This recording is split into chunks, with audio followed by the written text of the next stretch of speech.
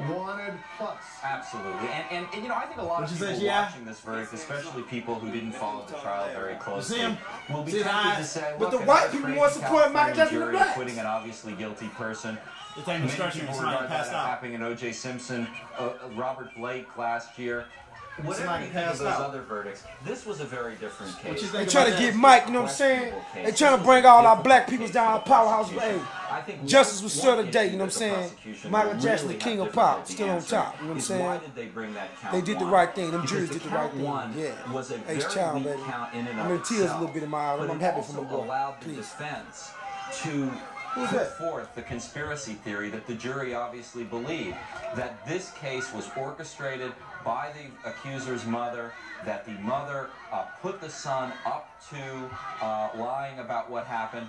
If these prosecutors had not charged that conspiracy, the mother wouldn't even have been a witness in this case, and it would have just been the accuser testifying, and I think the prosecutors would have had a lot better chance of winning. What happens now, Shapiro? Does Michael Jackson and his attorneys, can they take legal action against the accuser, the accuser's mother, the accuser's supporters right now for if they decide they want to keep this issue going? No, they are finished.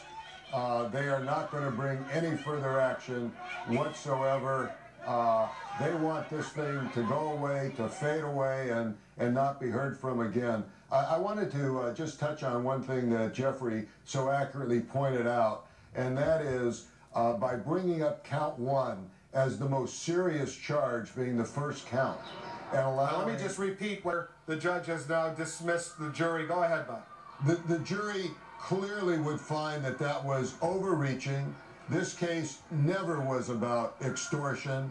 This case was about one issue and one issue only, and that is, was this little boy molested or not molested by Michael Jackson? The jury has spoken loud and clear. And it goes back to one thing that I have said in these cases over and over again, that defense lawyers don't win these cases, prosecutors lose them. And when you say prosecutors lose them, give us a specific, what did the prosecutor do wrong in this particular case? Here he is, Michael Jackson. Here he is, Michael Jackson is walking out of the courtroom right now. We see him, there's a little bit of a smile there. I suppose he's as stunned as a lot of other people are, surrounded by his father and his sister and other family members. Walking out, no visible emotion there, Jeffrey. Did you see some visible emotion on his face? Not at that moment. He did look stunned and exhausted, and much like he has throughout the trial. Michael Jackson, the guy on his knees, didn't pump the gun like that.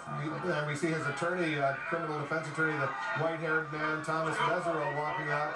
There's the family. Let's listen in to see if we can hear anything.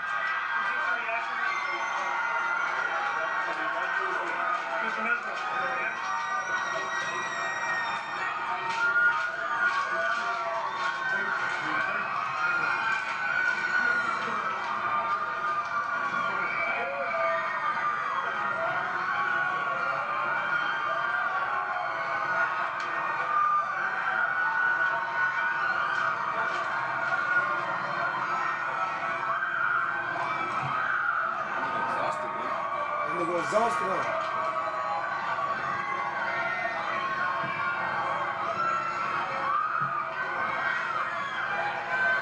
He's inside his SUV now.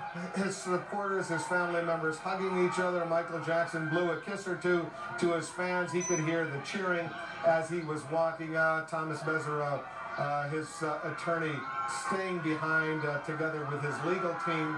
Michael Jackson not guilty, all 10 counts that were brought against him.